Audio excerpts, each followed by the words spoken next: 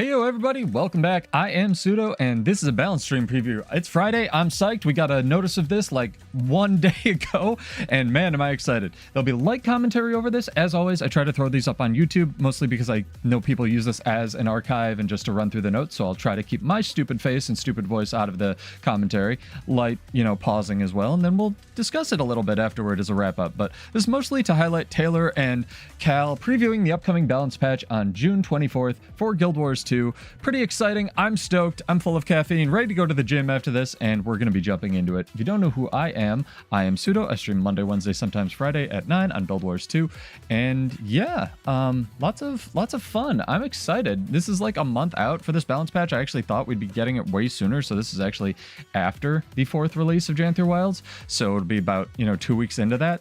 But sit back, relax, hang out, let me know your thoughts. We'll be chilling in chat talking about this. And yeah, happy Friday. Nice little surprise stream for us. So let's go. Yep. June 24th, 2025. And start talking about some balance changes. June 24th, actually also my birthday, so Happy birthday, Cal. that's not important, but I always get to Send him water, chat. Key update for the preview stream though is that there are now some skill icons included with Just like all the wiki. patch notes. This is something we've seen pretty often that is just something that could be improved with the stream, is that a lot of people just don't remember every skill name in the game or every trait name in the game, and I don't know. I think it's pretty easy. Just remember every skill and trait in our game. But now they have pictures. Probably one of the biggest points of feedback for the stream is so you guys can see what exactly we're talking about and follow along just a bit better. Cal is quiet. That is on their end, not mine. Sorry, guys. Yep. So I'll turn it up to about 85%. You guys can EQ it on your I end. think we have one general change. Yes. Let us hear it. Interesting. Yep, this is Blasting a Dark Field will now grant Area Dark Aura instead of Area Blindness.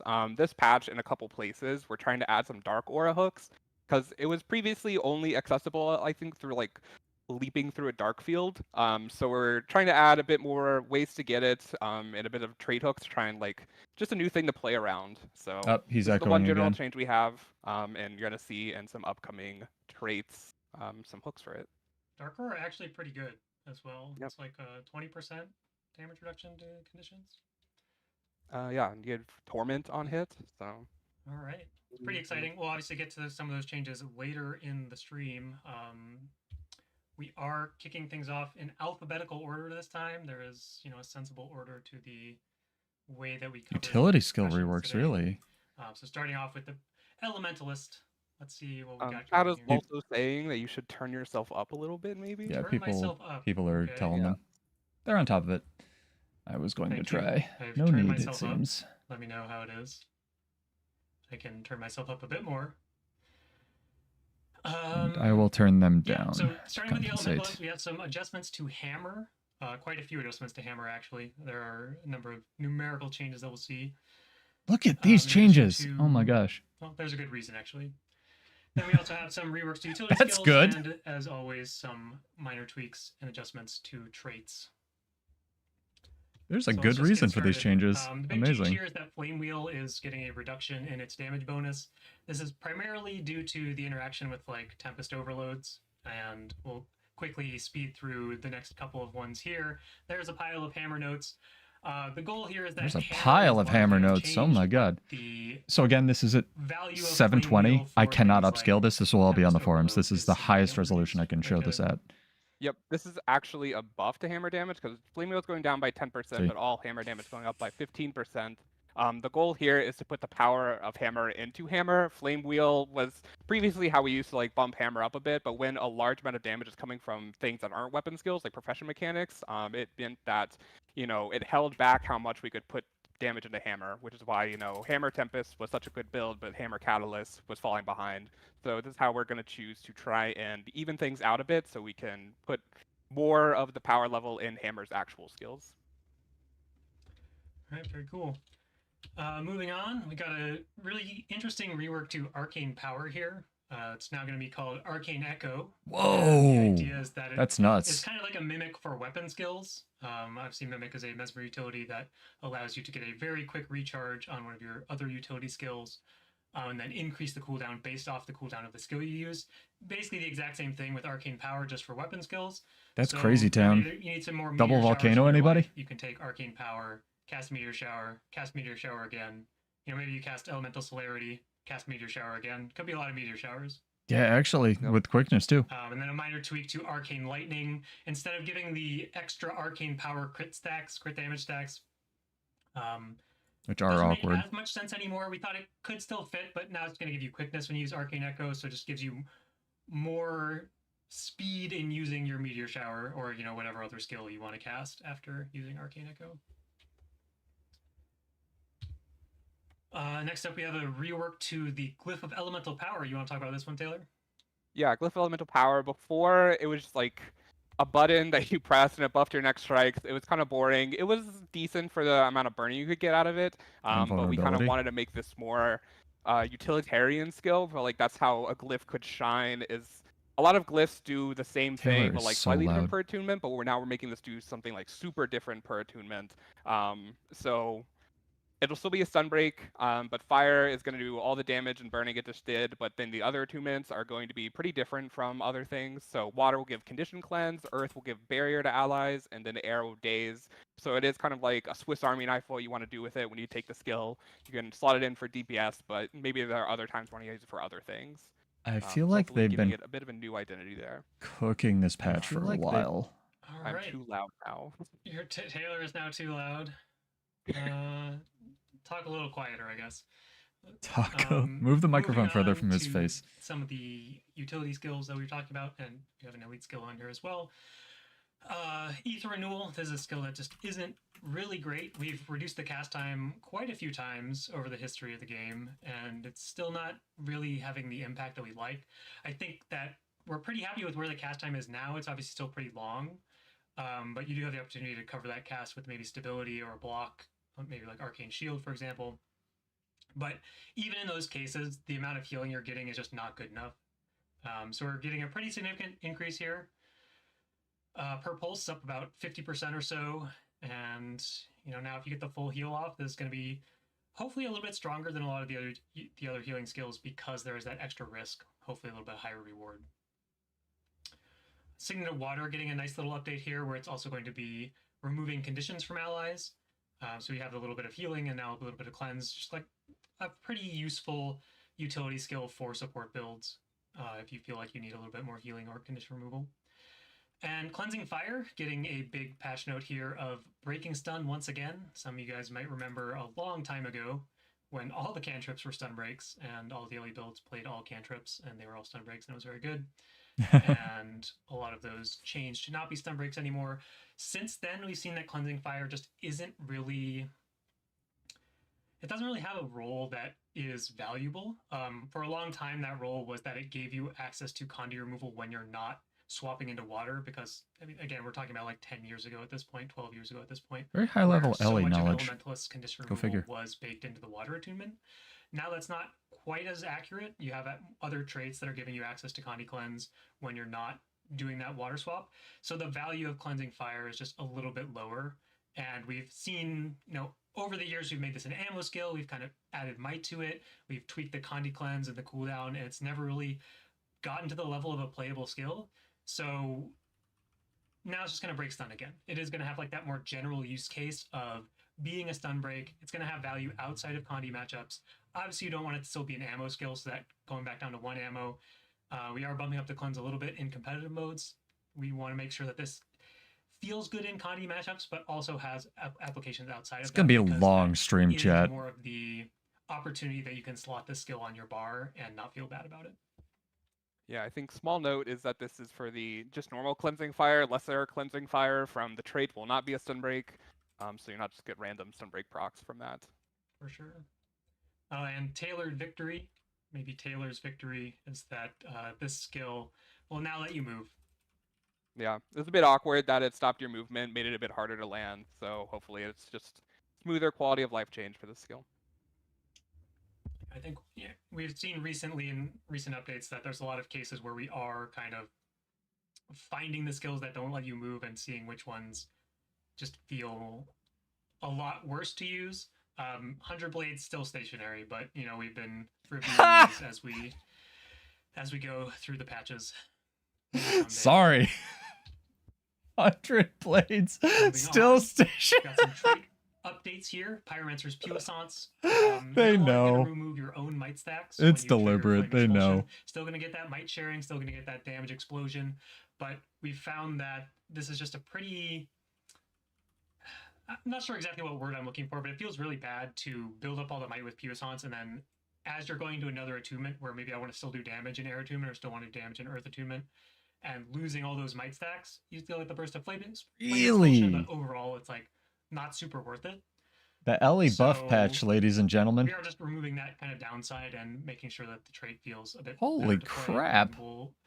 If we need to balance the flame expulsion damage or balance the might stacks or all those other things, we'll do that as needed. But for now, we're just going to make the trait feel like the best version of itself, I guess.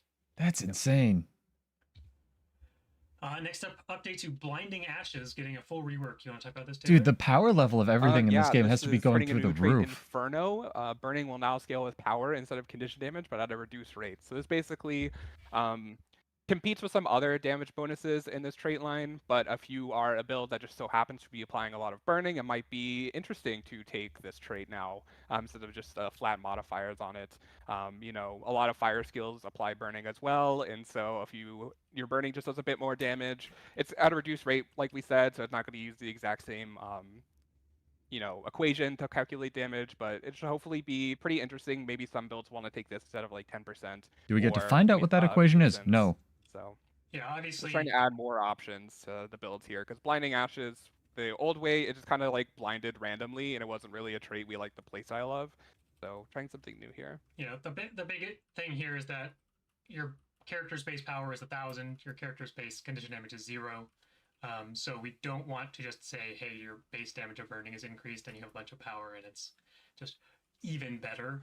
But essentially it's going to be like a higher base damage, but reduced scaling in that sense and more valuable to different types of builds. Yep.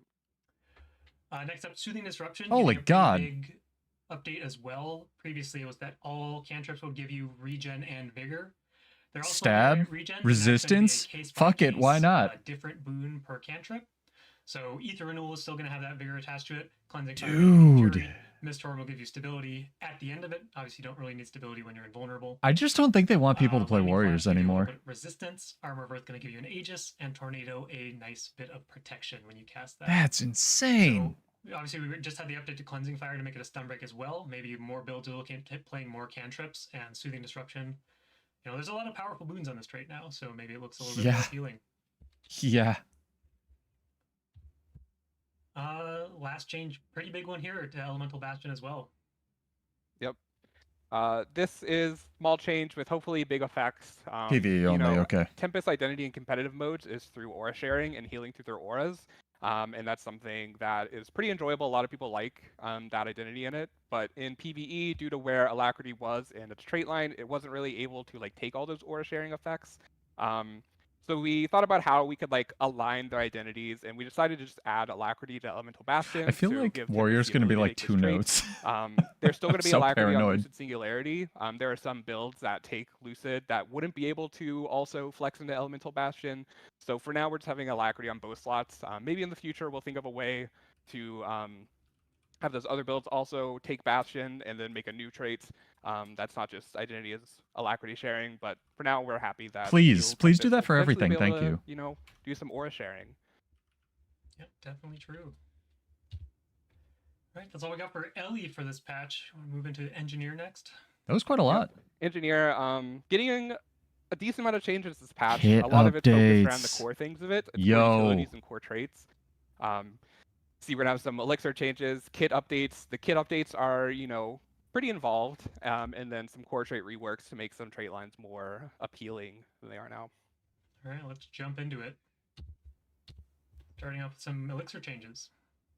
Yep, elixirs. A lot of them have been unused for a while, and so we're adding some additional functionality on top of all of them to see if they can, you know, be slottable skills. Elixir B, its entire identity is giving you a lot of boons, so now it's going to do that even better and extend all boons on you by 3 seconds. So you're going to have Boons from R other is sources good. give yourself some short stability, short, quickness, and then use Elixir B, extend all of it to hopefully, get even more of a moment of power through it. Elixir R C change. is Very a good. full condition convert, and that's a skill that, a couple other classes have. Contemplation of Purity is a very powerful skill we see used, but Elixir C is very weak in comparison. And so instead of like slapping a stun break on it and making it the same skill, we try to see if it can go a different route. Make it instant so it can cleanse yourself through heal or taunt and fear, and now it's going to heal you for each boon you have after converting conditions. And so this is after converting all of them. So you could just use it when you have like 7 boons from other sources and no conditions and just get that heal, or you can convert a lot of conditions to boons and then get a big heal on top of that. So just trying to get a bit more value. And the last one is Elixir R. It's now going to be a stun break again with an increased cooldown. This is a skill that I It's a think long cooldown, long though. time ago used a stun break, and then it didn't, and then nobody played it ever again. And we've buffed it a couple of times, but have never really saw use. These aren't like So we're adding that huge. back, These aren't like and the then LE gonna see how it changes. plays. Has some really nice utility on the tool belt with it, that res, so getting a pretty good stun break That's and true. then res heal on top of it could be pretty powerful.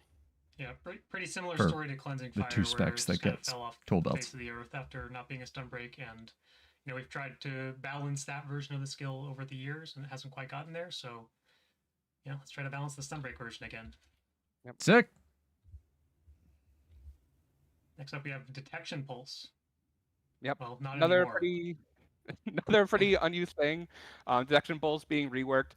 Before it was very, very niche in its use cases to reveal just players. It'll being reworked into Flashbang, which Dazing and Blinding is really good. Shell at an area, so it's kind of like a grenade or a mortar. You just throw it in an area. It's going to land and then daze and blind people on impact. And it's still going to keep the reveal component.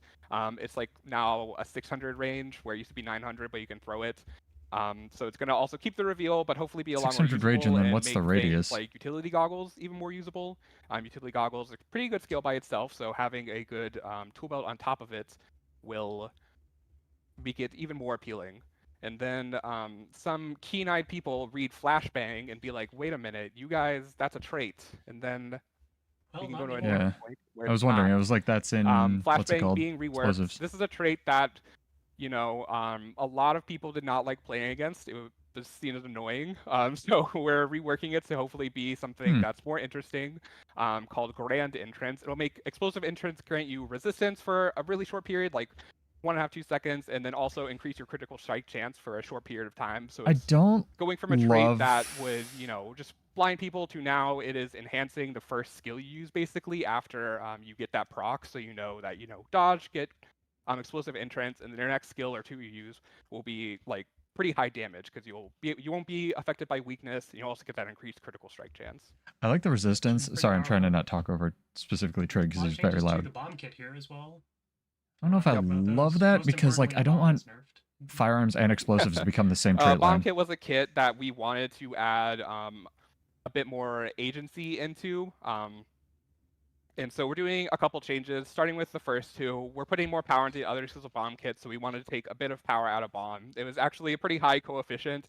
It's just that like using the other skills made Smoke this bomb kit being terrible. instant's really good. So hopefully if they're not terrible now, so bomb's power level can go down. Oh, it's actually a tool belt skill now. Firebomb, it's getting a change that you'll see a bit of other places this patch. It's going to inflict increased burning on the first pulse. Wait, what? Where the total burning will be unexchanged. Move to... but basically this means that you just need to hit people with the first perk to get a lot of the value, and the I don't pulsing understand field will smoke be bomb. I guess less, they'll explain it. needed. Yeah, that's something we've done like on a few skills recently, and we'll see a bit more of that later in the patch as well, where a lot of these like longer duration pulsing fields, they're, you get a lot of value if people stand in them the whole time, or you lock someone down in the whole time, but the most common case is that that's not super realistic. So we want to make sure that, that extended value Combos a exists, blast but the finisher skills are twice on Big still Old Bomb. I love that. reasonable or decent if you're only getting that initial couple hits as well. Obviously, we still want to reward you for getting the full value of it, but we don't want you to feel bad about the skill if you're only getting like the initial impact. Yep. And then Concussion Bomb is seeing a tweak, being renamed to Galvanic Bomb, a more electricity-focused skill. It's basically going to be a bomb that does daze. So this is, like we said, adding more agency to the kit, adding a bit of CC to a lower cooldown Yeah, but skill. it's bomb kit, so you're never going to play it, and then JP. We'll see. On this note, the goal of this change in the flamethrower For PvE, some of the things are being tweaked, and our goal is not to like nerf these skills. So right now, as written, Galvanic Bomb is not going to have the confusion in it, which, you know, we're still evaluating with this patch, and other things we'll mention in the patch we're still evaluating. So maybe confusion will work its way back onto the skill for just PvE, or Fire Bomb will get that damage put into it, and Concussion Bomb or Galvanic Bomb now will stay just the days. But we're still thinking about some of these changes and the exact fine details. But moving down to Smoke Bomb, the skill is now instant, and it's been moved up to the tool belt slot.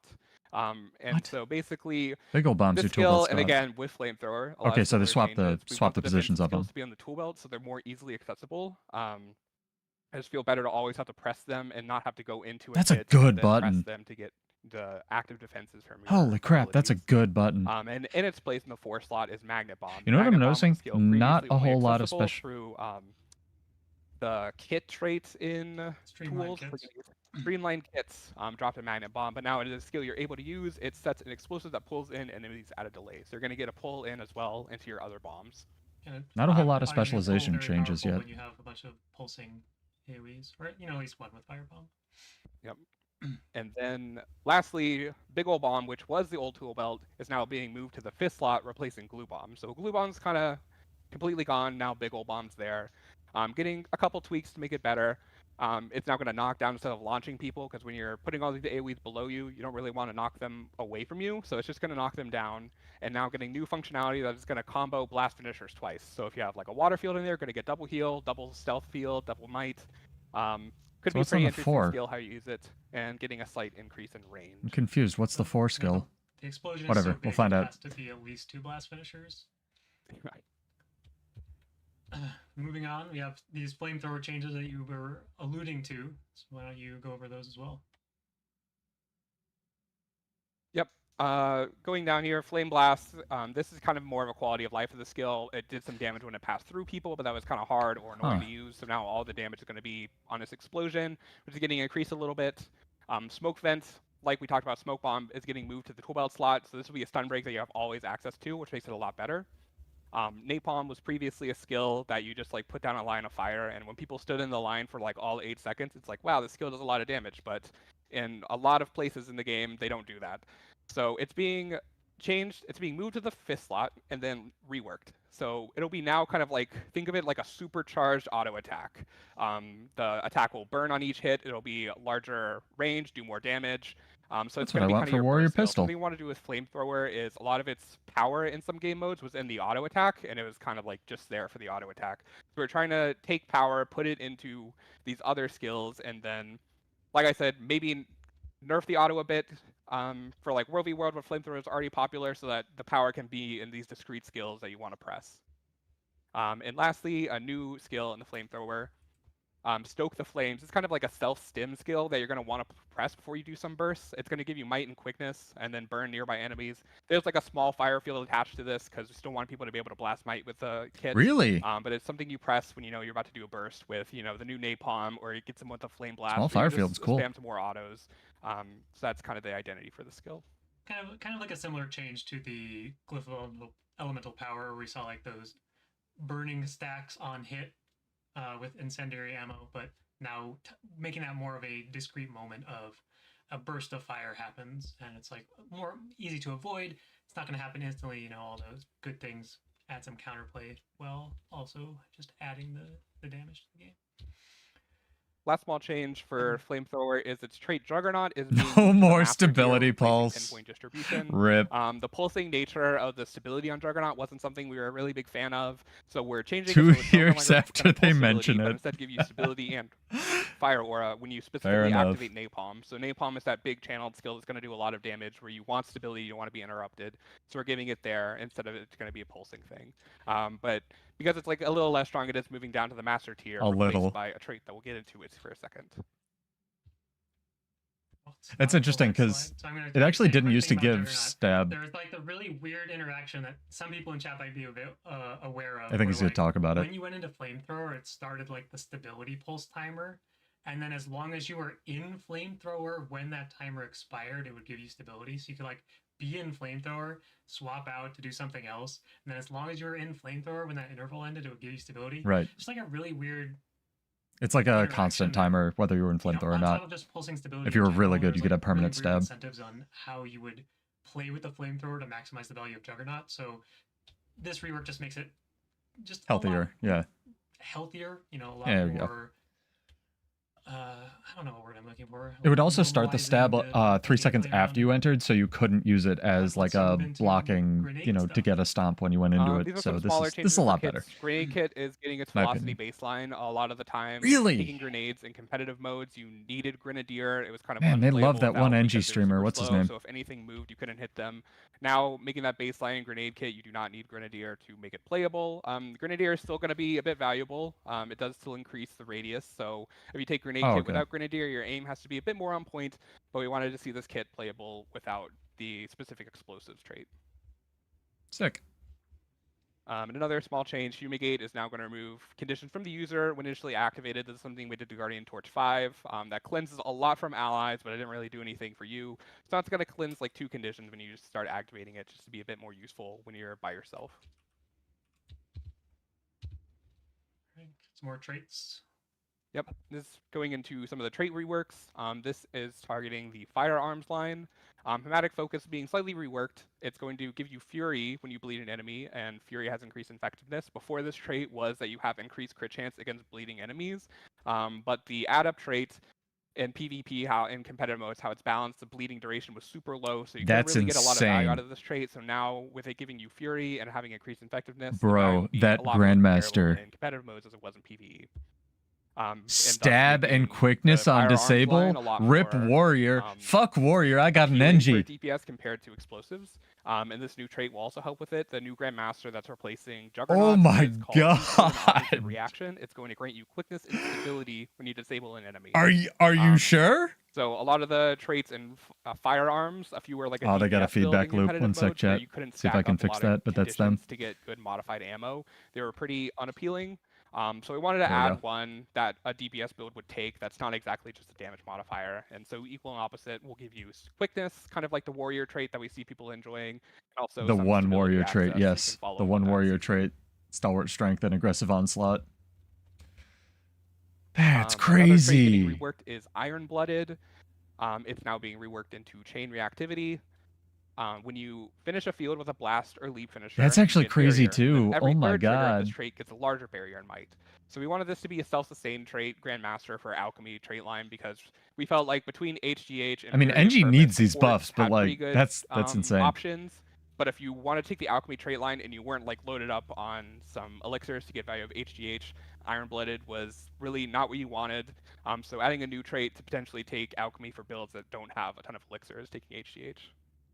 This is crazy town. Should be really fun for everyone who enjoys blasting and leaping. Yep.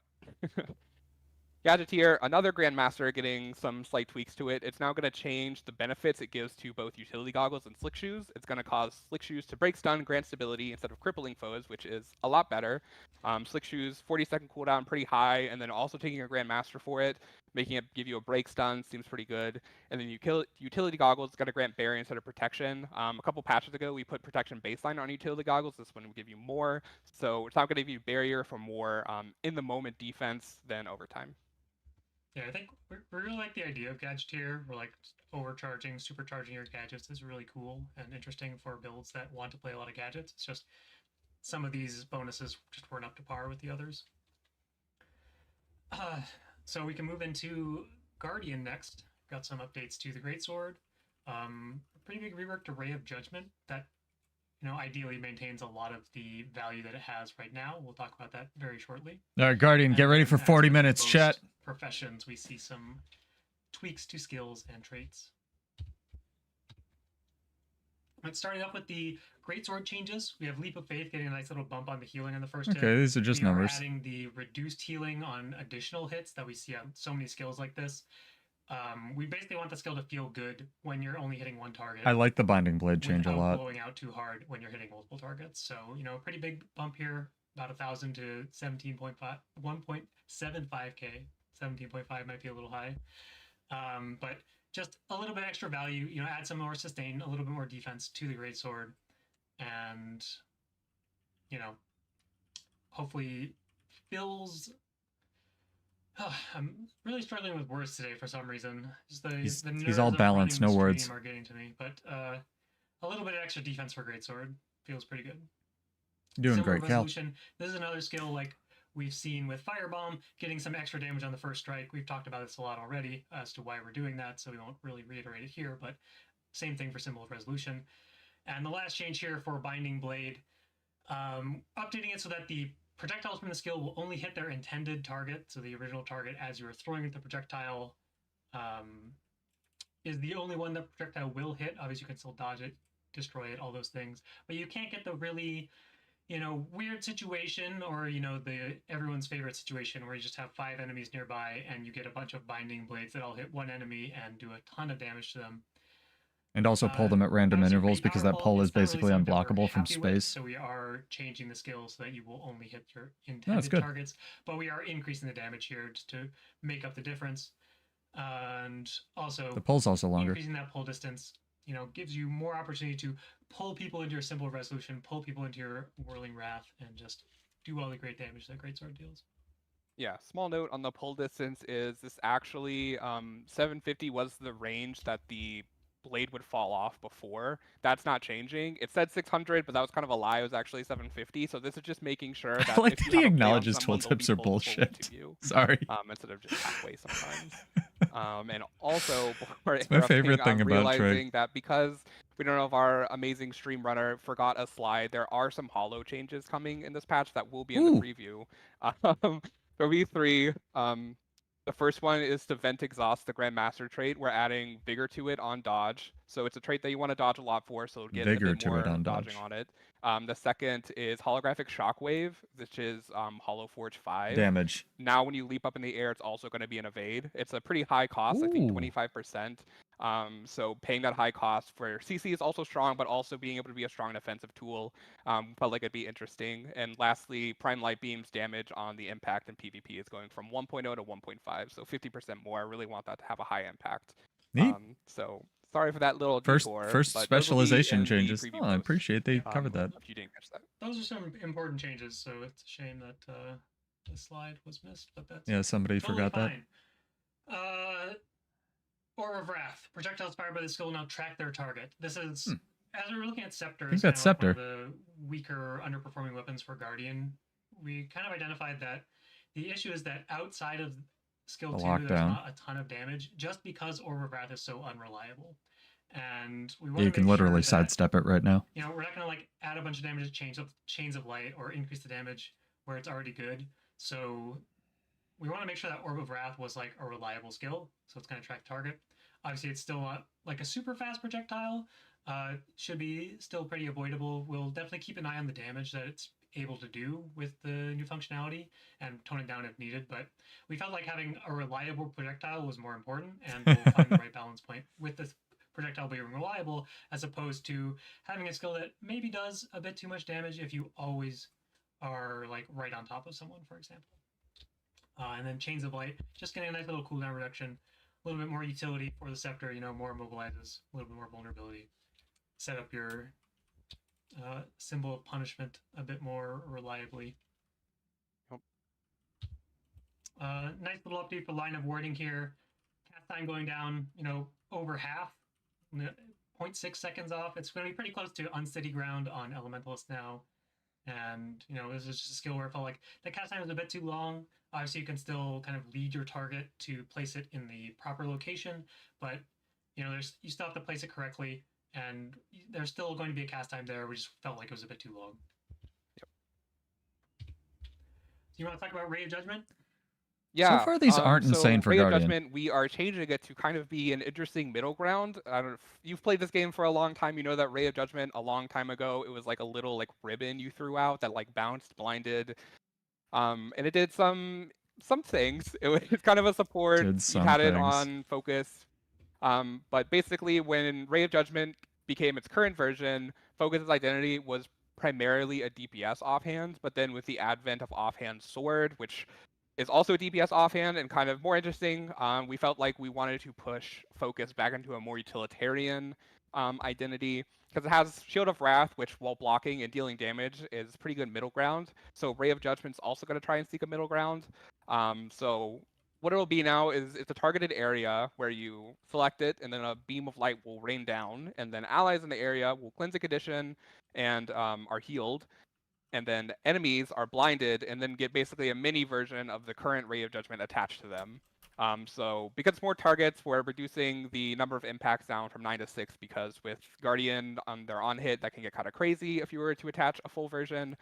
Increasing the damage, so in PvE it's equivalent, but hoping that Focus can see a new niche of more utility where you do want some damage, but also having some defenses like a block and a cleanse are more appreciated than just full damage. It's kind of a mashup of the two versions of Ray of Judgment that have existed.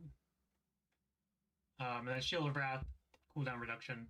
You know, the skill's pretty good, but you could use it a little bit more often. It'd be even better. Yep. Yeah, we do want to see a bit more focus, so we identified Shield of Wrath as something where it's like, you know, it's pretty close to balanced, but I think it will still be fine at 25 seconds. So let's, you know, bring it down. Pretty close to balanced. The Guardian story. Judgment kind of brings focus to the forefront a bit more. Got some updates to utility skills here. Signet of Wrath is now going to have the burning on it. It's obviously has the Condi damage. These are good. These are good changes, actually. Small little tweaks. The burning here makes a bit more sense than on Signet of Judgment, which yes, it does. Below is not going to do burning anymore. Now which is the stun break one. To kind of play into that more defensive identity of the skill. Now it's like a pretty interesting stun break where you kind of get that. Yep. You get the stun break, you get the blind, you get some weakness. A lot of weakness going on Guardian. Pretty decent passive as well. Could see a bit more play. And Shield of the Avenger getting a pretty nice update here with. It's going to be granting some protection to allies within its area, in addition to its previous effects. That's good. I like that. And one final update here, Heavy Light. What's going on here, Taylor? Heavy Light was a trait that was interesting. It was one of the first traits that also applied like on Disable and Defiant, something we do a lot now. So it had its split. But then now most traits are merged. Instead of merging it together, we thought it'd be more interesting if we could try this new functionality with Heavy Light that's also going to apply its disabled bonus damage to enemies that are exposed. So a lot of the time when you break a break bar in PvE, they'll get exposed. Sometimes they'll be CC'd and you're already getting this bonus, but other times they won't. So now for specific bosses, that this trait will be like even more burst, potentially. So trying to see if this is like an interesting idea. If it is, we might apply it in more places in the game. If not, then it'll stay how it is, but trying to play around with exposed a bit. Plans for the future too. Always good to hear. All right, moving on to Mesmer next. Oh, buddy, Barry's gonna be mad. We'll see. Couple things. Mirage trait reworks, one thing, chat. Trait adjustments. This is something that was happening in Thief, spoiler alert as well, is that changing interrupts to, instead of punishing enemies more, give more bonus agency to the player that interrupted. And then going on to Chronomancer Master tier, a while ago, crit damage was put on improved alacrity, and that was a trait everyone clicked on. So trying to make that not the case anymore. And the Mirage trait reworks is doing some shifts on how Mirage plays, and hopefully trying to open up new playstyles for Mirage outside of Infinite Horizons and PvE. Don't nerf Infinite Horizon though. So cool. Updates to staff. Yep. Before we go into the other things I mentioned, wow, that's staff, really good. Modes, getting some cooldown reductions. Wow, that's really good. And yes. has not seen a lot of play. Oh, in a while, Gremini, so where are you? Baseline, and they will still go down further if traded for the staff cooldown. What? Chaos. That's so good. About phase retreats. Oh my god.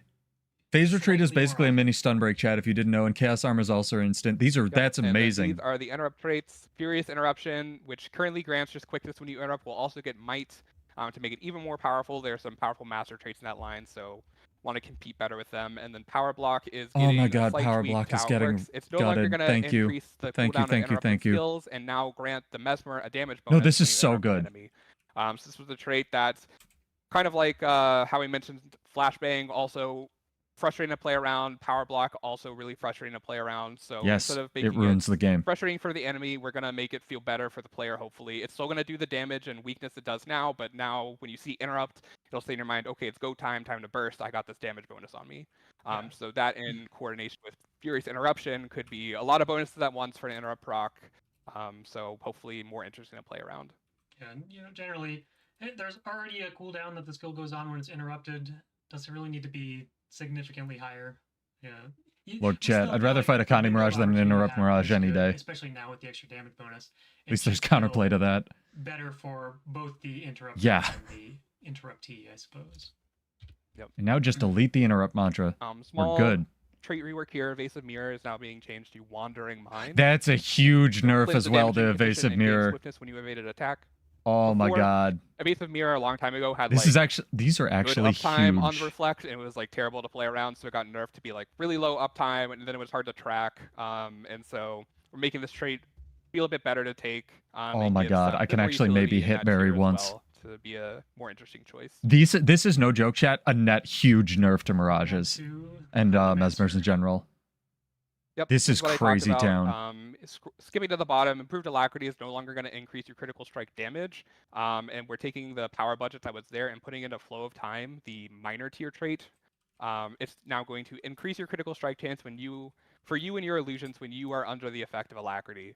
So that's taking the critical strike damage, giving it back in power as critical strike chance to hopefully make it easier to crit cap as Mesmer, like Virtuoso does. And then as well as that, we're touching the other master tier traits.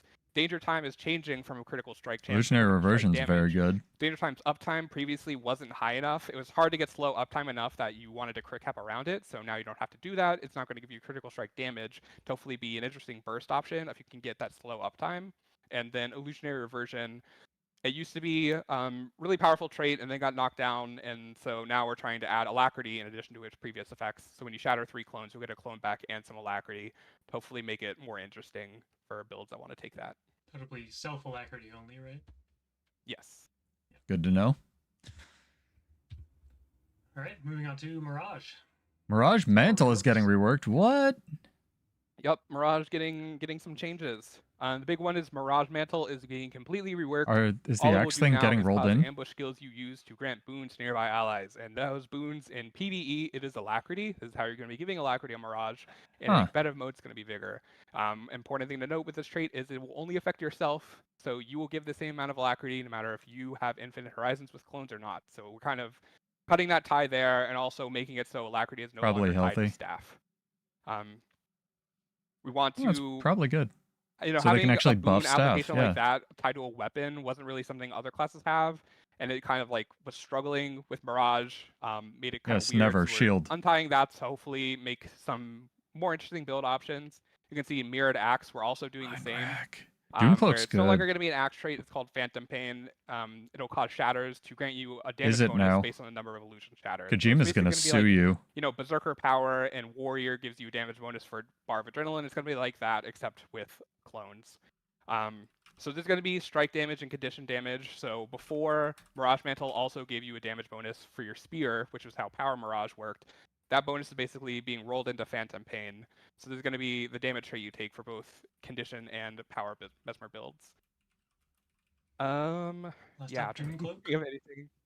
Oh yeah. One thing is that we know a lot of Axe's power budget was tied into this trait. Yeah. And so Where's it while going? not listed here, we're still thinking about ways to buff Axe so that it doesn't Dude, just roll it in. fall off. We want Axe to Axe be a sucks. weapon, just be freed of having to take mirrored axes to be functioning. And lastly, Doomcloak is getting additional functionality that it causes your offensive shatters to be reduced when you gain Mirage Cloak.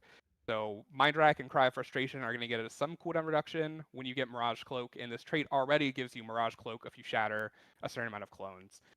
So we're trying to really create an engine with this trait and hope that I can like pump out some damage. We want there to be a build actually in insane. PvE that you can play on Mirage that does not rely upon Infinite Horizons. Infinite Horizons is a super cool trait, and a lot of people love its playstyle, but a lot of people also don't like its playstyle. And so we're hoping that leaning into a more shadow everybody loves it.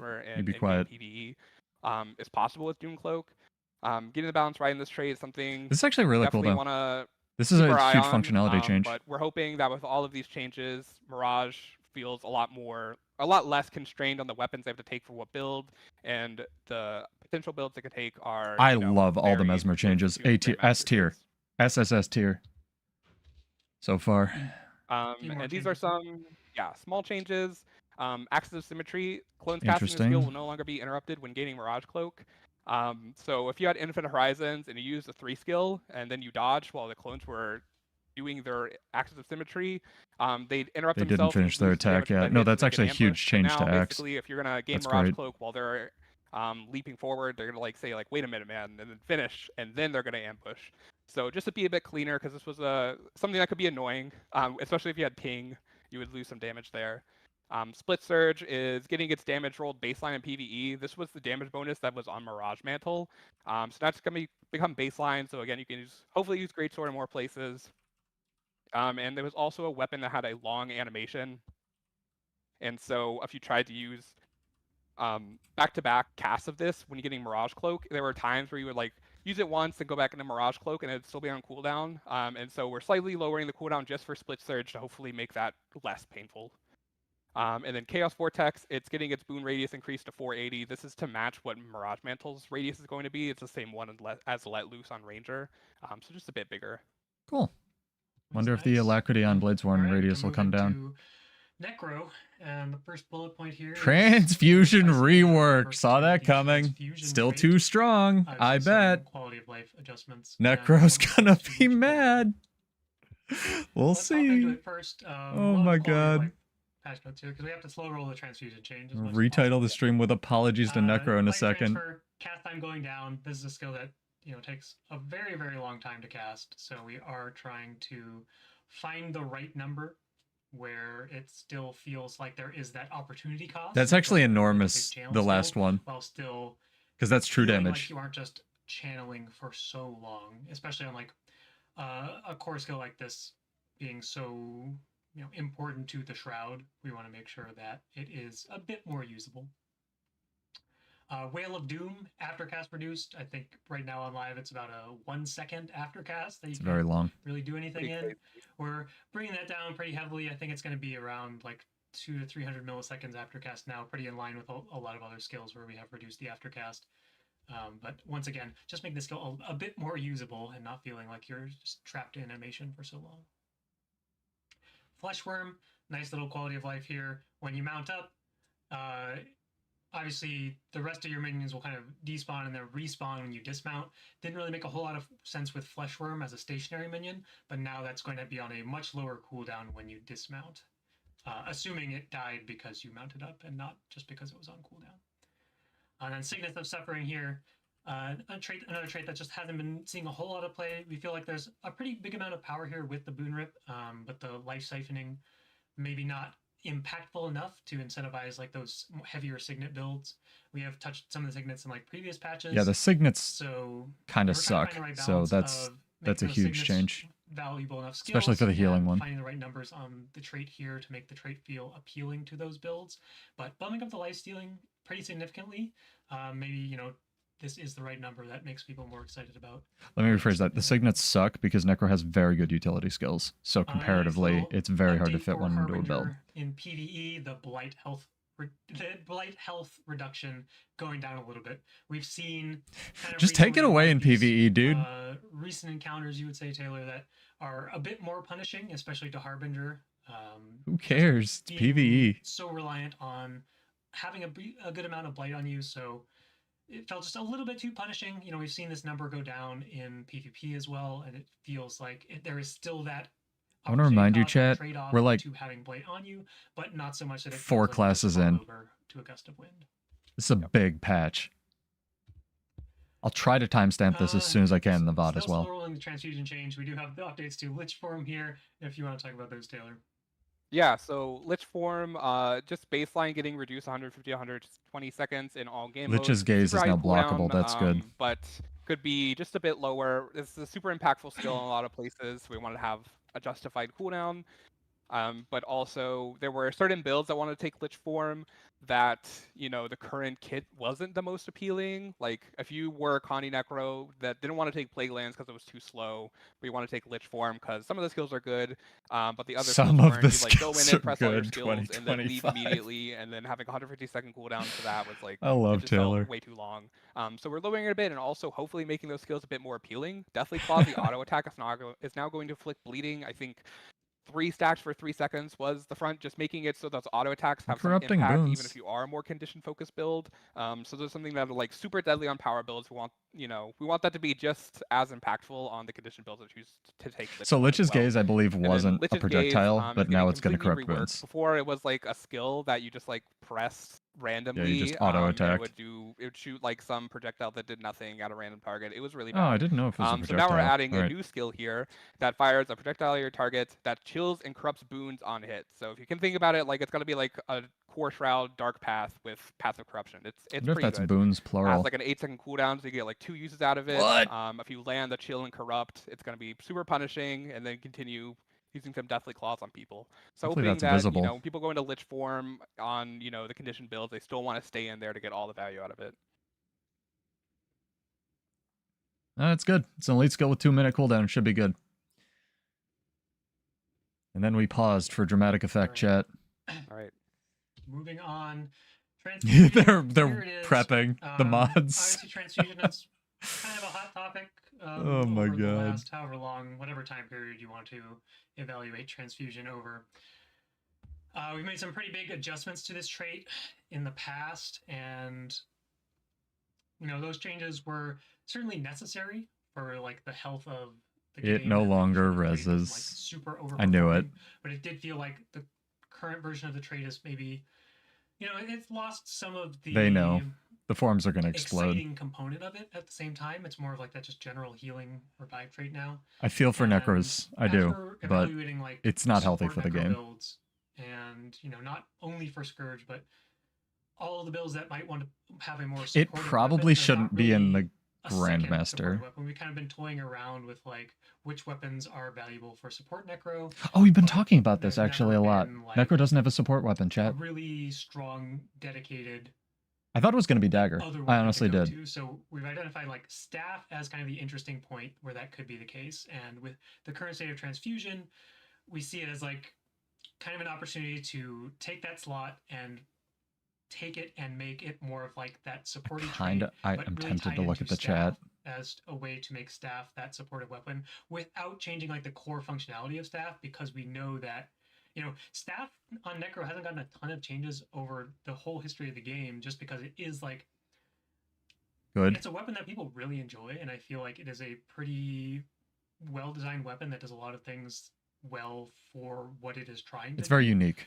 It's very good for zoning. And we like that core functionality is, a reason why it hasn't changed a ton. But I feel like the cast this times of a lot of trait the is an skills should opportunity come to down kinda as well. add more to it, because it is a Grandmaster trait. We can put some pretty strong stuff on Yeah. here. Weapon and as a really Grandmaster trait's give the rough. opportunity for staff to also be that support weapon. They shouldn't be a So, Grandmaster. I have a what we're feeling gonna they'll see move it here in the is that future. When Sorry, you I'll have shut up. transfusion equipped, marks will also be triggered by allies. And the reason for that is that all of your mark triggers will now heal allies, and they're also going to have some additional bonuses to allies in the area. Obviously, still having all of their baseline functionality that's going to be inflicting conditions on enemies. So, the optimal placement is going to be a location where your allies are standing on top of enemies, and you get that I don't hate full this. value of the skill. With the Condis, you have the support. It's But rough some as a pretty strong Grandmaster, stuff though. here. Mark of Blood just getting bigger because it is like that lower cooldown. We also have the lesser Mark of Blood from Mark of Evasion. But it does give some bigger access to Necro. Chillblaze is going to have a bigger heal. They're still going to have the baseline heal from the trait that all the marks are going to have, but it's also going to have a larger heal on top of that. Also going to grant some protection to allies in the area. Putrid Mark obviously has the Condi transform for yourself right now. It's now also going to cleanse allies, and it will do that in a intelligent order, so that you will transfer conditions first, and then the cleanse will happen, so that you make sure that you are getting that transfer value. And then Reaper's Mark, kind of the big one here, getting a pretty solid stability attached to it. I think we went with 3 stacks for 5 seconds initially, and we're going to see how that goes. But Yeah, I we wanna wonder if make we'll sure get that, numbers in the patch again, notes. Grandmaster trait, kind of the big 5 skill, the big CC, also going to grant stab to your allies. Make sure it's a pretty good amount. And then, notably, you're going to get an extra Chillblains proc when you use Shroud Skill 4. So keeping that same hook, we felt it was like a Oh. pretty good cooldown across all the specs, where it is like Lots an of marks. interesting way to trigger something. Don't want to do the heal pulses anymore, but you will get that burst of healing because Chillblains now heals and grants some additional protection. So, you can get the Mark of Blood on dodge, you can get the extra Chillblains here, and then you have all the marks that are on the staff itself. A decent number of mark triggers, which are all going to do that healing, all going to do some support stuff. And, it could be pretty interesting, not only for support builds, but other builds that are maybe trading into blood. And now you have access to even some personal stability on Reaper's Mark, if that's what you're really looking for. And for now, we've also kind of identified Mark of Blood as a mark that should always trigger from allies because it has that regeneration component. It's pretty weird with Mark of Evasion when you dodge and you create a Mark of Blood that theoretically should give you regen, but it just doesn't trigger because there's no enemy on top of you. We are thinking about potentially that could just be baseline for the trait version only, the one that triggers when you dodge, and then Mark of Blood will keep the same behavior unless you have transfusion. So obviously give us your feedback on that. Theoretical feedback for the preview post, and then also once you start playing with it in game, that's something that we can easily tune and change back. But keeping the ally triggering marks on transfusion obviously makes a lot of sense when you could just be casting these on allies for healing, stability, vigor, and so on. Moving into Ranger next. What's going on with Ranger? Torch updates. Some small updates for Ranger this patch. Torch getting a bit Good. of changes to Torch it, Force and then sucks. some small trait adjustments. Ranger is a class that's still looking on. I think after the preview, it'd be pretty reasonable to say it's just a bit of changes. I think Torch 4 is specifically is a build that is on my mind in both PvE and competitive modes. I'm sure it in is. PvP, Connie Solby's looking maybe a bit too strong. Touch it down there, and then in PvE, a bit that's maybe too weak. Bump it up a bit there. So still thinking about that, but for now we have these changes as well. Throw Torch. This isn't bad. It's Torch is a getting a bit projectile of finisher. defense added to it. So Torch was like a high DPS weapon, but it was kind of like all it did was burn people. So it's getting a bit more utility here. That's adding blindness and another ammo to throw Torch to hopefully add some defensive use in the right time. And then Bonfire the is Trap Ranger will come back with this to Firebomb and then Symbol of Resolution, where the first tick is going to be a lot more burning, and then the other ticks will be less impactful. Kind of like reverse Warrior Torch, I guess. Yeah.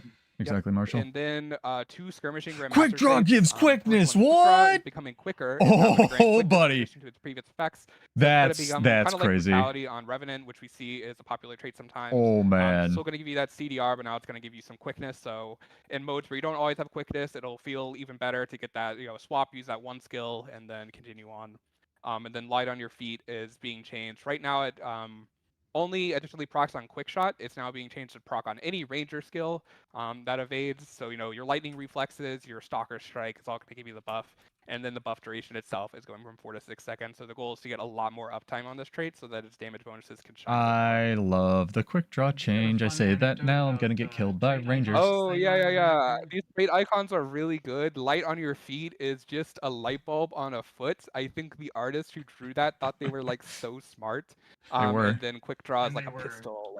Yeah, exactly. I bet it was Cal. It wasn't. He was in QA. Oh, and then Vicious the most Quarry. dangerous game? Vicious Quarry, for those who don't know, its trait name used to be Most Dangerous Game, and that's why it's the Guild Wars 2 icon. Again, whoever made these icons was a genius. Very clever. This is my favorite part about adding them to this PowerPoint. It is a dangerous game.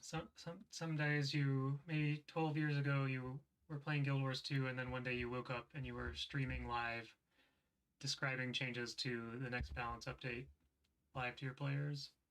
Yeah, but these aren't that bad. These are good changes. An interesting thing, and Cal's having difficulties that come along with. Cal, you're doing great. Come on, let's go.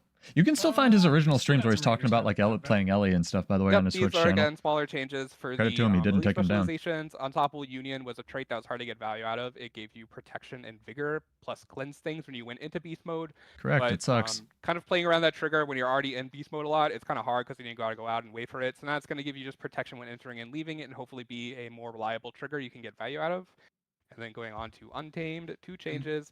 Cleansing Unleash is a trait that used to make a lot of sense back when Unleashing had a cooldown, but then the cooldown was removed, which it feels good without a cooldown, but then this trait is kind of random tracking the timer, and so more now icons, the timer I'm always okay with that. Bar kind of like Clarion Bond is, so you don't have to we want the cleanse, and you're just like spamming Unleash, and you don't know when it's gonna proc, so now you will know if you have it or not, and hopefully that will be I hope feeling better. And then Restorative Strikes has an icon reworked a ton of times, and then we're reworking it again.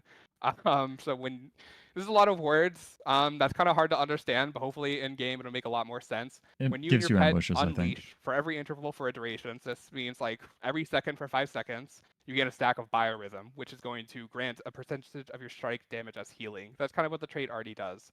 And then when you reach the biorhythm stack threshold, so it's like if you reach 5 stacks, the next time you and your pet unleash, you'll gain both bonuses from Vow of the Untamed.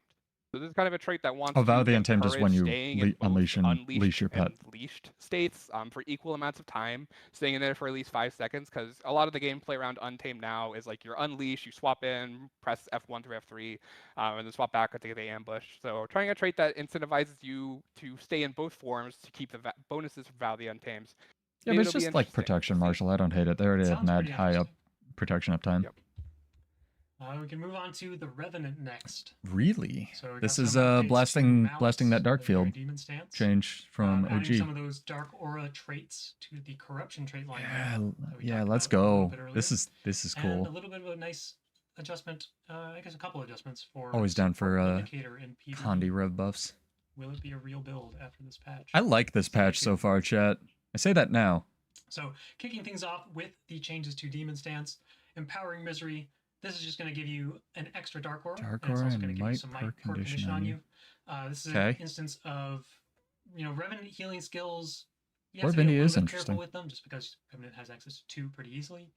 So we didn't want to bump up the healing amount too much here, but we figured that with the extra Dark Aura stuff that's being added to Corruption, which we'll get to in a minute, the extra Dark Aura will feel pretty good on the heal, and then also just some extra might stacks. You can have a lot of unique conditions on you, so you can get a lot of might from this skill potentially.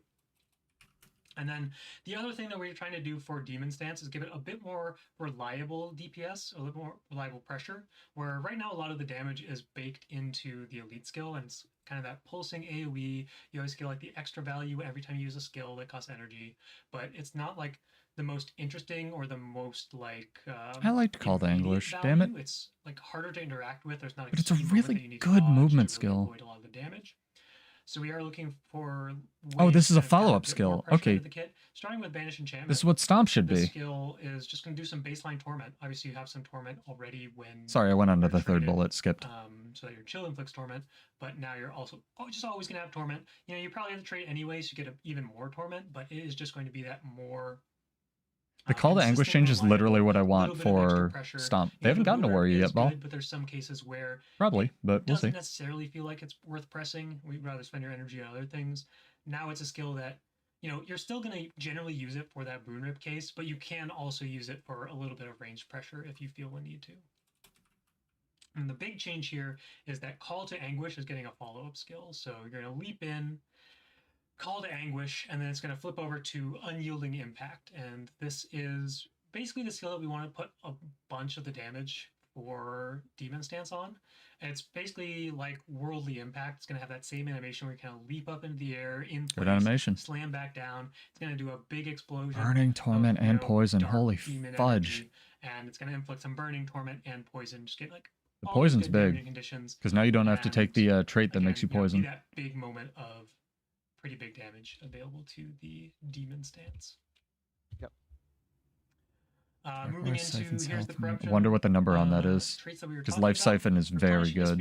Despair, kind of the big one here. It's that this is a lot of Dark Aura. I love this.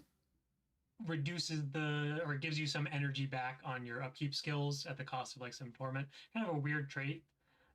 Didn't have a whole lot of applications. So as we were looking at kind of getting some of that Dark Aura stuff here, it made a lot of sense to make this kind of the payoff, because we were going to add, we see below Permeating Pestilence getting an extra Dark Aura on top of its other effects, but the big payoff for Dark Aura is Replenishing Despair, where every time you grant yourself a Dark Aura, it is going to that's a lot of Life Siphon around you. So my stupid hammer Dark Aura Dark Field Life Siphon build of this AoE attack are going to do it's going to be possible healing, but it's still going to be a pretty decent life steal in terms of damage and the base heal, so that all these new Dark Auras, you can still get Dark Auras now from blast finishers. You can obviously still leap projectile finishers, get a decent lots amount of those on Rev, and just have a little bit of extra pressure, a little bit of extra sustain with Replenishing Despair, which could be pretty fun for like some of the Demon Stance builds now. Next up, looking at some devastation updates. Aggressive agility. This is now aggressive arrival. So what's going on here, Taylor?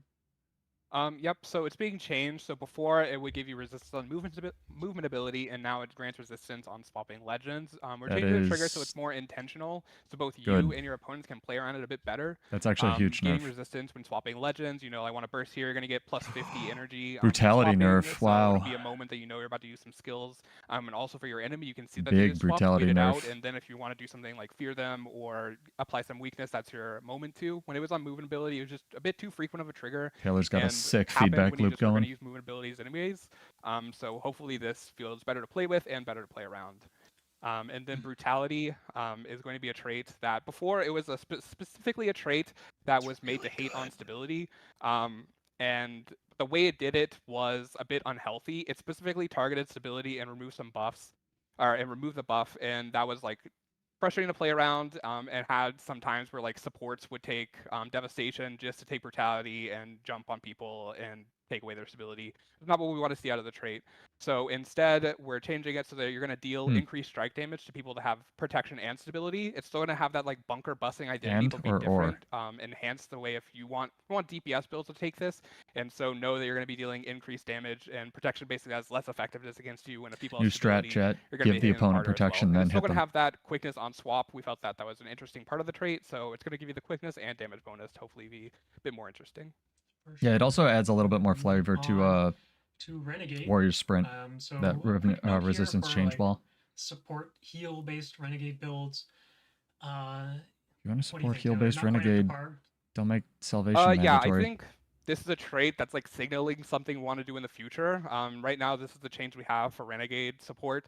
We know that it's probably not enough to bring it into a real build, but it's like something you want to do now because it's also doubling as reducing the incoming condition damage reduction on Righteous Rebel that we've seen when stacked with Resolution in competitive modes can be just a really high number and not something we're happy with. So changing the identity of this trait to be a full support trait, and then in future updates probably increase the support capabilities of Kala and Renegade so we can see it flourish that way instead of just being kind of a tanky trait. And here we go, the big updates to Vindicator. Starting things off with the Redemptor's Sermon while everyone reads. Alacrity for Vindy. But rework again, this is kind of one of the few remaining traits that is a trigger that when you go below a health threshold and get struck, you do something. These are things that, we reworked a lot of them in the past because we don't really like this gameplay. And so anytime we can make these triggers a bit more controlled, we really want to do that.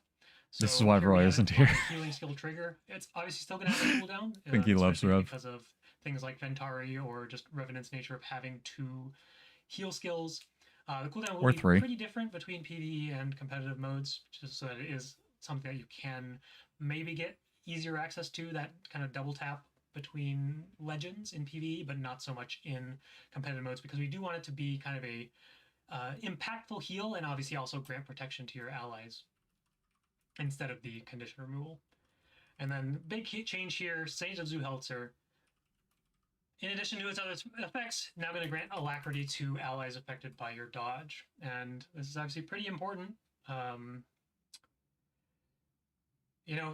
Healing builds in PvE, Vindicator has a lot of tools that a lot of healing builds have access to, and it has a lot of potential to be a real powerful healing build, but it's only in PvE though. This is cool. And I like it. PvE, that is kind of a thing that will make you never play it, because obviously all of its competitors have access to alacrity, and why would you play a heal build that doesn't give alacrity? Coughed while I was like trying to say something.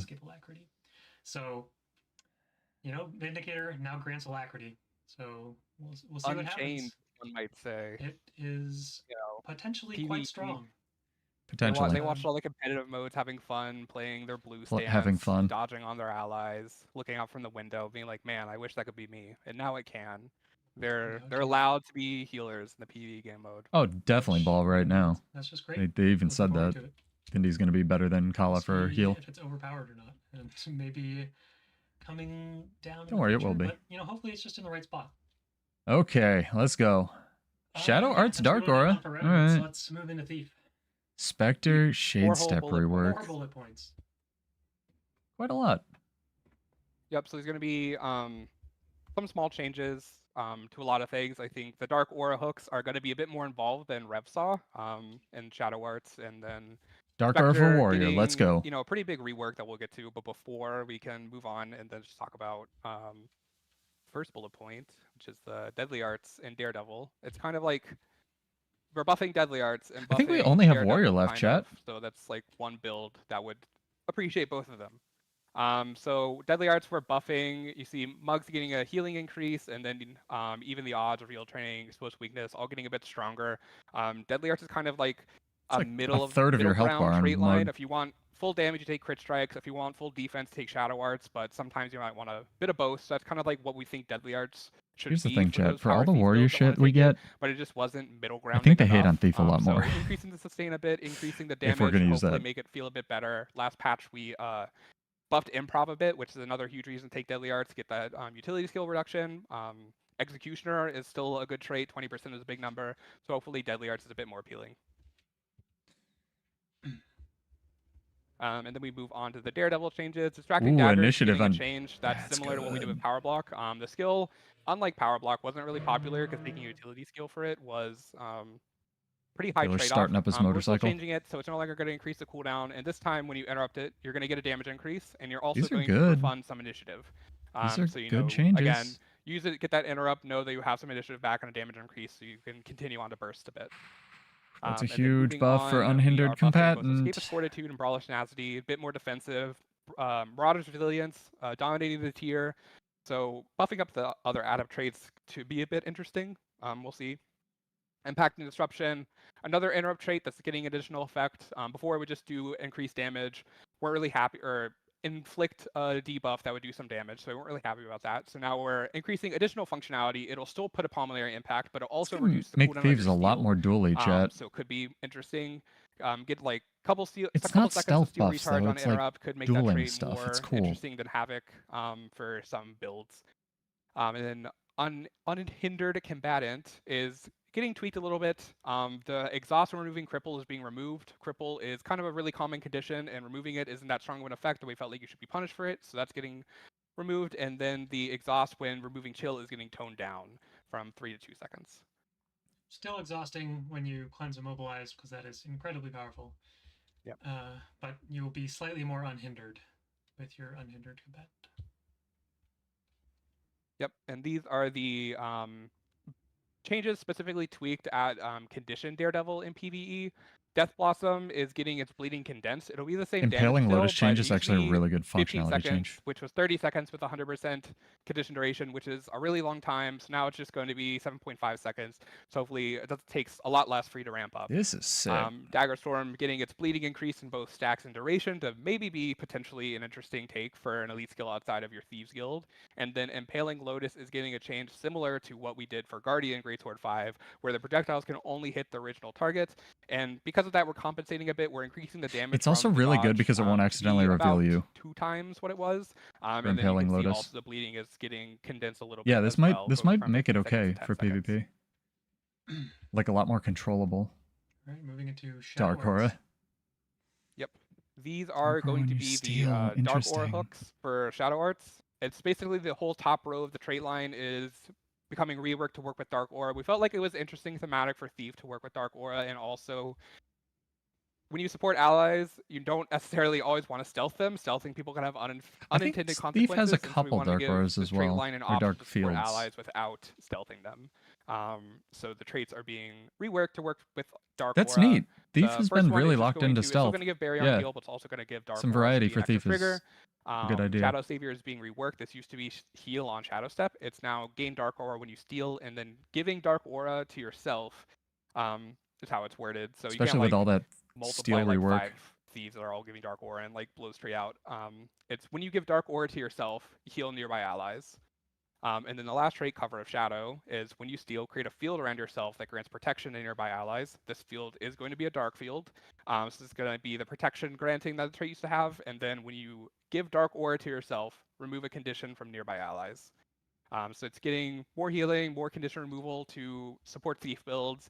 Could even be used selfishly, you know, if the heal prod is what you want out of this. The Dark Aura does baseline give you condition damage reduction, so potentially even if you're not a support build, these traits could be interesting. but just new ways to play around with the Shadow Arts traits. How many times are you going to Heartseeker through your Dark Field cover? You can probably do it like 3 times in a row, which is 3x procs, and then Heartseeker spamming is just the best way to use Dagger. So seems the good. best way to play Thief in general, I think. Yep. Singing of Shadows. This also not going to start for. Lots of them. Yep. All right. For fun. This is cute. I like this. Just for fun. Well, it's another skill that's just for fun, super impactful. We've kind of played around with the things that it does and making the cooldown a lot lower. But now it's going to have like that dark aura to play into all of the other dark aura triggers. So maybe a bit more appealing to Shadow Arts builds. More Thief stuff. All right, and this is another big one. Spectre is no longer going to have reduced initiative. That they've been waiting for that for 3 years. Kind of like something we said for other things this patch is we want Spectre to feel the best it can, and then if it's too strong, we'll bounce in other ways. Good lord. Black Powder, or you see that they're getting +3 initiative, and then some of their key skills. Right now, they're written that they'll apply to all game modes. Something we might make just competitive, especially for things like measured shots. But basically, you're going to get +3 initiative, and then we are happy with where Scepter is at in game modes currently, so we don't want it to blow out too much. So that's kind of what these notes are for. Scepter actually does a ton of damage. We want Spectre and the power level of weapons to be the same on it as it is for like Deadeye and Daredevil. This is the equivalent if they gave like Bladesworn its weapon back. This is amazing for Specters. Preparedness. I'm sure they're extremely happy. Yeah. Somewhere there's a Spectre main freaking the F out. Close eye on this one, everyone's favorite phrase, keeping a close eye on it, but this, like Taylor said, this is the change. Also, the black powder nerf or the buff is kind of huge for World versus World, so a lot better with the baseline initiative that everyone else has. So we'll balance as needed around that, but this is enormous. See how things go. And then Shade Step. Shade Step. It is getting kind of a functionality rework. Before, it would just grant a boon to your nearby allies when you used any Spectre skill or Shroud skill, and we're changing it so now that each skill is going to give a different thing to allies, so we can make room to put more things in the support kit for this. Specters.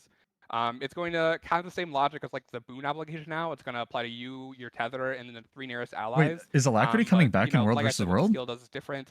Haunt Shot, it's going to be a small heal to nearby allies. Okay. So even if you don't hit anybody, there's going to be kind of like a little sustained heal to keep people up as you're waiting for things to come out in Shroud. Grasping Shadows is where the Alacrity and PvE. Dude, this makes it like an actual support class in other game modes.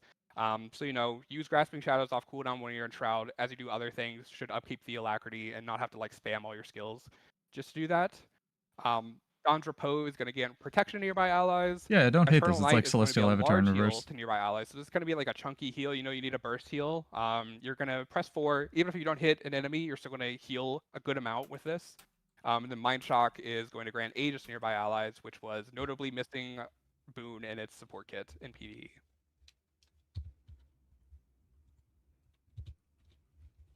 All right. Moving on to Warrior. Got some updates to Axe, Mace, and Bladesworn. Probably some other things sprinkled in there as well. Those are the highlights. Let's hop into it. Starting off with Eviscerate. Increased range. So this is a skill, everyone who's played with Eviscerate knows. It's bad. The short range on it just feels, sometimes it feels like it's bugged. It feels like your opponent can just walk away from you and then your Eviscerate just like stops just short and you don't get to hit them. And, there's room for some of that in the game, but that's still going to be the case. If you space your Eviscerate incorrectly at 450 range, you're still going to run into that. It just gives you a bit more flexibility, a little bit more opportunity for Eviscerate to land more reliably, and really make the iconic skill of Axe just feel a bit better. We also see increased critical strike chance. This is going to be a bit more notable for competitive modes as you're not generally crit capping, but Berserker Amulet with Fury or Marauder's Amulet, as long as you're over 50%, or heaven forbid arms. Now your Eviscerate's always going to crit, so it's always going to be that big moment. It's actually just talking about the Fury thing. Somebody in the comments. Feels right that your Eviscerate is going to be like your big damaging component, and Throwax is getting some damage reduction because of currently it's kind of inverted. Eviscerate is still good, but Throwax is like the big damage moment, which feels a little off, doesn't feel right, and it's probably a little overpowered even. So shifting more power into Eviscerate, taking some away from Throw Axe. And notably, we're bumping up the level 1 power of Eviscerate to make it play a bit better with Spellbreaker, who's only going to have access to those level 1 bursts. And Which is the only warrior specialization. Too, so 2.2 power coefficient. Let's see some core warriors get some big Eviscerates. But notably, we'll see this with Mace 2 as well, where we do want these weapons to feel a bit better for Spellbreaker. We don't want them to be limited to only a smaller selection of the weapons that maybe aren't as important to have the higher level bursts. We want, all of the weapons to feel pretty reasonable for a Spellbreaker. So that's a nod to that. I think for Eviscerate, the range change, if people wanted like a current example of what it will be like, Pounce and it's escaping me, Hollow Sword 3 are basically the same animation, have the same aftercast range and all that. And good. Aftercast. There you go, Marshall. Smooth, so hopefully Eviscerate will feel just as smooth as those. Nice. Cyclone Axe getting a little bit extra fury. This is just another case of tiny amount. Super valuable to warrior. One of the things that Axe does well is being that reliable fury source with Cyclone Axe on like the lower cooldown compared to some other things. Thank you. Fury. It just doesn't quite give you enough. It does hit twice, so you're getting 2 seconds here, but now you're going to get 3 seconds here if you're hitting both of your Cyclone Axes. So a little bit more opportunity to set up your other skills with Fury. Maybe you don't need it as much with Eviscerate, but it will put you over that 50% threshold with a Berserker Amulet, so you will always crew with Eviscerate. Pretty good stuff. And as we talked about already, Throw Axe, the damage bonus is just going down a little bit. It's still going to be pretty powerful, but I've seen maybe high 8K Throw Axes. Taylor, I don't know what your record Throw Axe is. It was a lot, and it's a really low cast time, hard to see coming sometimes, so it definitely was not where we want the power budget of the weapon to be. It's a bit overtuned, so coming down. As mentioned, Skullcrack getting that same kind of increase to the level 1, as well as just a little bit of higher scaling as well. Make the skill a bit more powerful. Mace, main hand. The big change here is Counterblow. You want to talk about Counterblow? Yeah, Counterblow, it's getting changed. So basically you can reactivate while you're blocking to just do the strike that would have happened if someone hit you. We want to add a bit more agency to main hand Mace. A lot of time you like Skullcrack someone, it's just how the weapon it is. You don't have like that bread and butter 2 skill to follow up with. So now you're going to be able to Skullcrack someone and then reactivate Counterblow to just hit them immediately. The hit will be just a lesser version in that, like, currently the normal counter blow applies like a ton of vulnerability. I hope they change amount, but it'll be the same damage. Also changing it so that instead of granting you adrenaline if you don't get hit, you gain adrenaline if you strike someone. So either that reactivation or from the block hit. So trying to add a bit more agency into Mace itself to follow up on the CCs you're throwing out. It's not bad. I hope they change it to things that Mace does well. Obviously, having the CC on Skullcrack, continue to block if you are hit by projectiles. Having that block on counterblow is like extremely valuable, but there was still the absence of like a decently reliable damage source. Kind of similar. Yeah, that's to, my like, question, what we're Marshall. talking about with Demon Stance, where just adding the flip skill here, or making this flip skill relevant in this case, just gives you access to that more reliable damage. I wonder if Sword 5 will get it as well. Moving on, 100 Blades.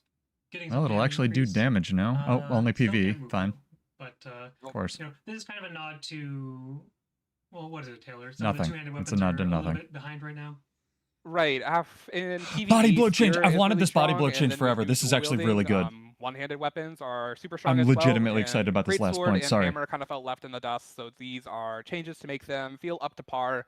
100 Blades is supposed to be a skill with identity of a lot of damage. For the body cost blow's of not going to still, suck. and we want Hopefully. to keep that identity. So if it's not doing enough damage, we're increasing the damage.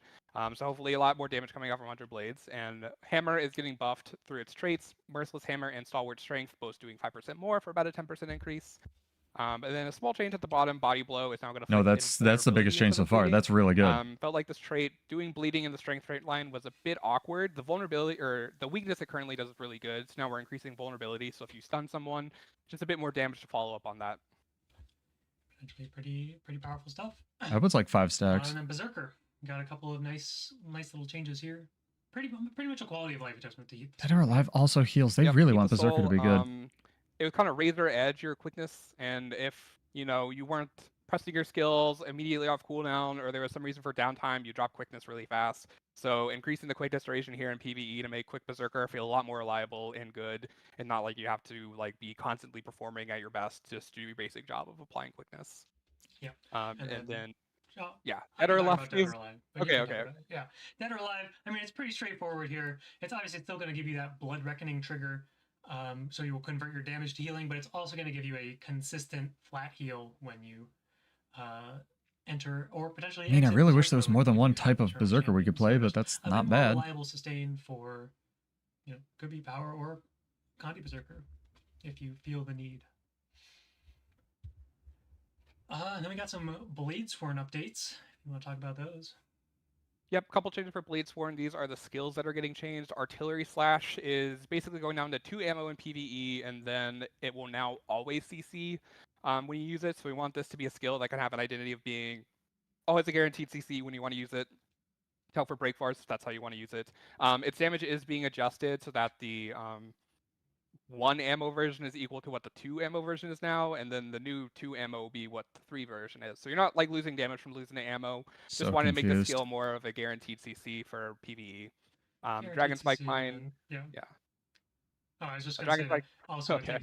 The 3 building up to 3 charges to get the full value of the skill does take probably a bit longer than we wanted. To be like kind of the time it takes to get up to that 2 charge version. Still have the decision point of, do I want to cast this at 1 or wait for 2? But you don't have to wait for it to get all the way up to 3 ammo to get the value you want. I'm going to repeat again, this should not be a DPS nerf because the ammo value, it'll be fixed. You are not losing damage from this change. You're losing the extra ammo. You might even gain more because we have a more reliable CC, sort of. It still takes years to cast. Yep, and then Dragon Spike Mine, it no longer creates a mine, it now causes an explosion at the beginning of the evade. This was a skill that the mine could be kind of tricky, especially on bosses that had kind of weird hitboxes, but the explosion could be pretty important for your rotation. They're only thinking of this in terms of PvE, but like that's kind of what Blade-Sworn is more now. Consistent that you will get the explosion. There can't be like meme by hitbox with Dragon Spike Mine. Yeah, basically like more of a lightning reflexes type skill, but relevant damage and explosion. And no removing immobilized by default because cartridges, they couldn't do that. It is being changed. So you have overcharged cartridges, and then you would reuse it to detonate cartridge, or you'd like throw them down and explode. No one really wanted to do that. So we're changing detonate cartridges to supercharged cartridges, which is basically overcharged cartridges, but more. So if you want like super big bursts, you can get both charges of your overcharged cartridges to get a damage increase that over time will be less, but the burst will be higher. So kind of leaning. I'm confused. Why would you never not double tap that? Even harder if you want to get a super big burst off your supercharged card. I'm amazed they mentioned it at all, dog. All right. Some more updates to Blade-Sworn. Just some flow increases. Yeah, all the add-up traits, the first 3 are getting their flow increase from 1 to 2 in PvE. This is just kind of trying to give Blade-Sworn some more passive flow increases. Why does Dragon Scale defense have no internal cooldown? You can get really big bursts off flow stabilizers, but if one this is really good. I'll take this. It's really easy to run out of the flow you needed, so this is trying to increase the passive amount of PvE only. God damn it. Dragon Scale Defense no longer has an internal cooldown. This is also kind of a weird trait where if you not really, Lush Forest only had a 1 second cooldown, but it's okay. / cooldown, it would be easy to lose track of this, and then you start it, and then in PvE you think you have stability, then you didn't. In competitive modes of protection, pretty good. So now you're always going to get that stab or prod depending on game mode when you use Dragon Slash. And then Unshakable Mountain is being reworked. This was a trait that didn't really have great gameplay out of it. It gave you no, it doesn't, and I'm glad to see it die. Of a ammo skill, and so basically what it would be is you spam your skills, and then you just get barrier sustain. So we're tweaking it so we want the barrier to be more intentional and when you want it. So it's going to give you barrier where you can flow into charges below the charge threshold. Basically means like when you're stocking your first 4 charges, you're going to get some barrier. So there's going to be a lot more barrier, but in a specific moments to hopefully be better to play with and play around than just a sustain. I'm glad to see Unshakable Mountain die. I've wanted that to die since it came out. I'm okay with that. That's a huge nerf, but I'm okay with that. So you always get the value if you're getting that trigger, because it made it so you had to like pace out your cooldown sometimes at an awkward pace. So now you just always know you're going to get Lush Forest when you proc it. Just feels a bit better. Hopefully it will actually proc off of the Gunsaber 3. Well, not really. Oh. And that's it. All right. Still the profession changes. We do still have I'll take it. A few extra things. More changes than we've gotten for the last 3 years. Some new relics coming in the next major update. Oh, sick. So get a preview of these. Get into it. 6 new relics. Starting off with relic number 1. Yeah, all of the relic themes are redacted. We want to change how. No spoilers. Jesus. In this case, anything with a We want to spoiler, change how interrupts work all against your opponent. generic. Relic We're adding 1. an interrupt relic. Enemies who Okay, inflict Renegade, interrupt whatever. are inflicted with a unique damaging debuff. So it's basically Oh my going to god. be like condition, but not a condition because you can't cleanse it. So Oh, there's some extra good. damage You on can't interrupt cleanse it. builds, Great. that really want that. The damage is Fantastic. pretty reasonable. It's kind of intended to be like more of that. Mm-hmm. Something like a lightning rod. where Pretty you just get all reasonable the damage up front. uncleansing condition damage, Obviously chat. you can't cleanse lightning rod, so feel pretty okay with the idea. You know, maybe Are it's you a serious? Strange, but it's kind of similar to like the debuff on Ellie Spear Air 2, where it's like that damage over time debuff, but not a condition. So just finding the right number is going to be the important thing here, but it is an interesting idea and potentially a nice little add to some builds. Yep. Next up, relic number 2, using a stance I mean, I'll skill will take cleanse that. conditions from yourself. So this will be currently 2 conditions. It's maybe a little bit aggressive, but keeping it self only, kind of a slight differentiation from like. Good, they're like a trooper or previewing the soldier, relics. This is depending good. on, like what era of the game you remember playing PvP in, whether you have soldier rune or trooper rune. But 2 Connie cleanse per stance, potentially very strong on builds that play a lot of stances. Maybe we see more stance warriors, stance weavers. You know, more stances, more cleanse. Could be pretty strong on some of these builds. Relic number 3. Cantrip and meditation. These are 2 different skill types, obviously, but they are very similar in what they do and kind of the mechanics around them. So rather than have a relic that only targets one of these skill types, because they're both kind of used by a smaller subset of the professions, we figured that we could bunch them together, and then, you know, this relic just becomes more appealing to even more professions. And having protection here, you know, potentially very strong. We obviously have like the changes to Soothing Disruption earlier on Ellie and the Cleansing Fire Stunbreak. Maybe we're looking at more cantrip builds with that trait. Now maybe with this relic, just a lot more protection. Or even like maybe something like Medigard, where you have like the extra trait triggers in the trait line. Monk's Focus as well. You know, you could have a lot of meditation triggers that are all giving you protection. Maybe it's a really interesting relic for those builds. Oh. What's going on with relic number 4, Taylor? This is going to be a relic that you like when you stack a lot of might on yourself. Because you see, when you grant yourself a stack of might, grant might to yourself. Has a small internal cooldown, so it doesn't like, you know, proc off itself. But if you're like a build with like Forceful Greatsword that's giving yourself a lot of little stacks all at once, this is going to like double your might basically, and it's going to be super good. And as well as a bonus, Bladesworn. you are going to get increased crit chance while This is the adds are Bladesworn above the relic, might Marshall. stack threshold. So if you have like, I can't remember these are exact numbers, but if you have 10 or more might, it will give you like 10% crit chance. So Good. it's a buff that you really like if you're stacking might and you like critting. Maybe interesting with might makes right. Could be a fun choice. Yep. How about relic number 5? What's going on here? Yes, another one with kind Volatility. of redacted name. Gain volatility, which is just like a stacking buff.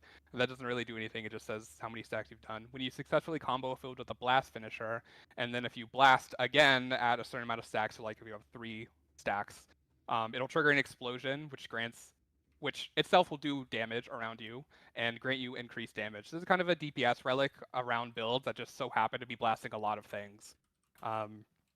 You know, do that big proc. It's kind of like, you know, flame expulsion type deal around you, and then also give you like 10% damage for the next little bit. Yep. So if you like blasting, that might be a good choice for you. Yep. And last up, we kind of saved the most interesting one for last, I would say. You want to talk about Certain it, combat triggers. I'm not telling you what they are.